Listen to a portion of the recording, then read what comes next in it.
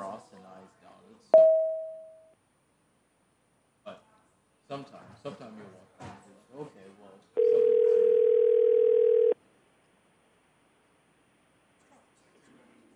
Hello. Hey, it's Heather. We're going to get started soon, okay? Okay, thanks. Thanks.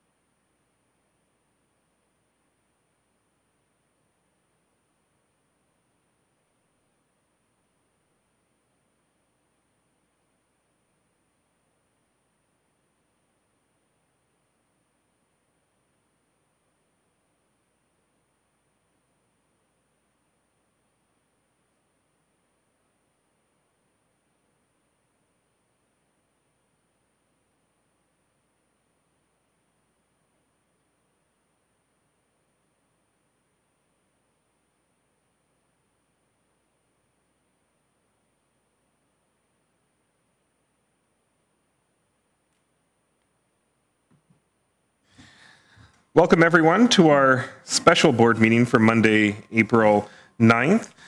We'll call the meeting to order. We'll begin with the HWDSB land acknowledgement. The Hamilton Wentworth District School Board acknowledges our presence on ancestral Anishinaabe and Haudenosaunee Confederacy land as determined by the Dish with One Spoon Treaty. The intent of this agreement is for all nations sharing this territory to do so responsibly, respectfully, and sustainably in perpetuity. We respect the longstanding relationships with the local Indigenous communities, the Mississaugas of the New Credit First Nation, and Sixth Nation of the Grand River.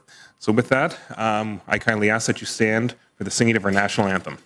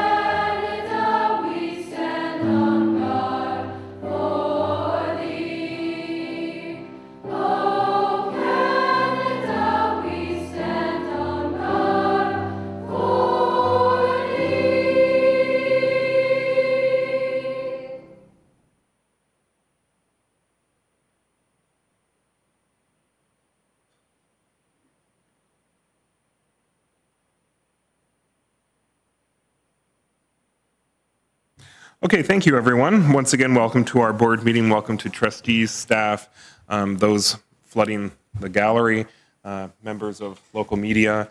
This is our special board meeting, as you know, to discuss our ward boundaries, also known as trustee D&D, or trustee determination and distribution. But before we go there, we do have regrets from trustee Mulholland. We also have trustee Danko joining us by phone. Other than that, we have everyone else present. Ruby, she has sent her regrets as well. But Morgan, thank you for coming. Otherwise, everyone else is here.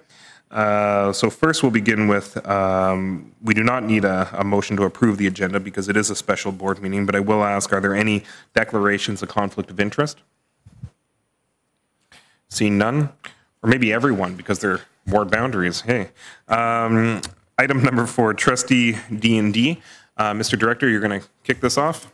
Thank you through the chair. I will pass it over to trustee officer Heather Miller, who's done the hard work, who's led this process, and give credit where it's due. And there are staff here to answer any questions from research and communication after trustees have any questions. So to trustee officer Heather Miller.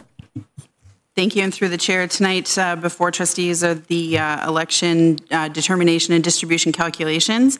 Pursuant to Ontario Regulation 41200, there are 2 things that the board must consider tonight. That is not to designate any municipality within the board's area of jurisdiction as a low population, and to confirm that the number of trustees for HWDSB going into the 2018 elections be 11, and that they be geographically distributed as per the chart in front of you. The chart does reflect the preferred option that was consulted on through March 9th to the 31st that trustees requested. So I'm happy to answer any questions regarding the report. Thank you very much. And that concludes the presentation. Yes, thank you very much. So that's about as quick and to the point as we needed. In terms of the feedback from the consultation, was there anything to report to trustees regarding feedback? Through the chair, I would say that there were 75 responses in total.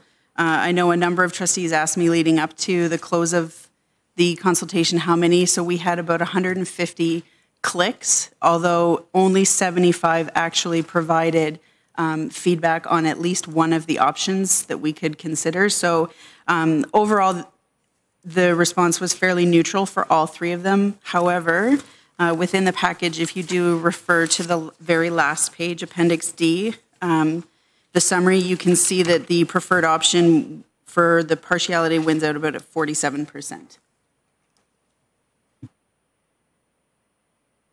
Thank you very much.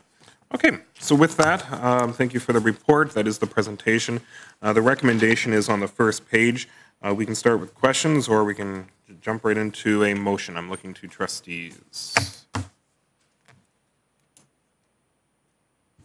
Trustee Hicks? Through the chair, I would make the motion that we accept the preferred option to get it rolling on it, and I would hold my remarks at a later time. Okay, so that would be the recommended action that we see on the first page as it nears the preferred options. So we have a mover for the recommended action. Do we have a seconder? Trustee Van Geffen, thank you. Okay, so with that, we'll no particular order. We'll kick it off. Comments, questions, remarks? Not everyone at once. Student Trustee Jail. Thanks. So this is just for information. Ruby and I are both wondering what year these census numbers came from. Thank you very much. Trustee Officer?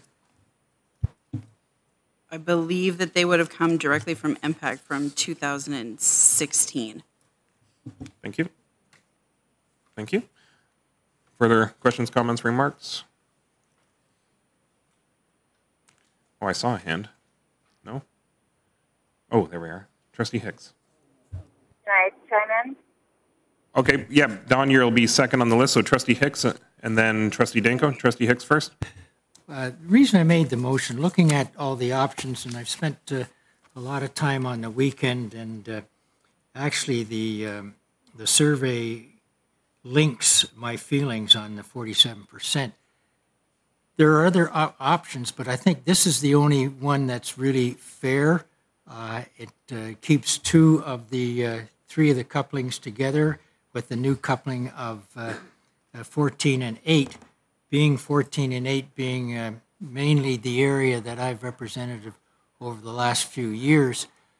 If you put 14 and 8 together, and the boundary now goes from the Ancaster all the way over to Upper Wellington, the only new area that the old trustee would be new in representation would be the part from Upper James to Upper Wellington.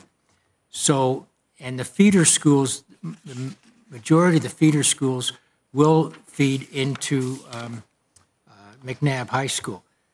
If you split up 14 and 8, then you wouldn't have the direct line for that one trustee to represent the feeder schools into McNabb.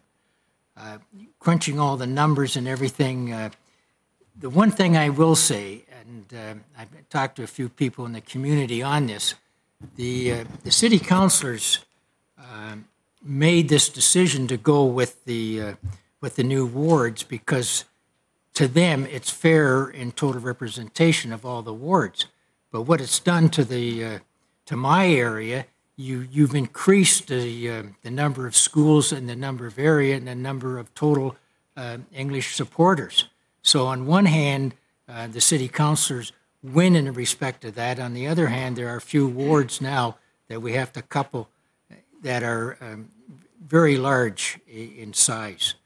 So I think, to be fair, it's the only one that I think is fair to the system and on an ongoing basis. So that is why I made the motion through the chair. Thank you very much, Trustee Hicks. Next, we have Trustee Danko. Don? Thank you, through the chair. Sorry, I'm on the road and hopefully you can hear me okay. I'm also fairly sick. I want to thank the staff for the work that they did, and despite the low turnout for the consultation results, I appreciate that we made the effort to consult the community. I think I'd highlight that while you can say that a greater percentage thought the preferred option was favorable, that's not statistically significant with the low numbers that we had. But we made the attempt, and I think Trustee Hicks highlights that with the ward boundary lines changing the way they did, that there was a good rationale behind that. But what it's done for trustees is created suboptimal options for ward couplings because we are stuck with 11 trustees with the number of students that we have in our system. I'm not going to support the preferred option only because for the area that I represent, a number of people are getting shifted from Ward 7, which traditionally has had the largest or close to the largest number of people represented by one trustee, and now they're shifting to another area that's got low proportional representation. So based on the conversations I've had, I'm just going to represent my constituents and vote against this option. However, I don't really see that we have a good option before us, and so perhaps this is the least of the. I'm sorry, how can I say this? This is perhaps the best of the options. I'm just not going to support it on behalf of my constituents. Thank you for that. Dawn, further speakers? Seeing no further speakers, do you have a question for clarification, Trustee Hicks? Well, you're the mover of the motion, and there's no other speakers, so you can wrap up if you would like. the comment on Ward 7, I think a few weeks ago you and I discussed the possibility of drawing our own border.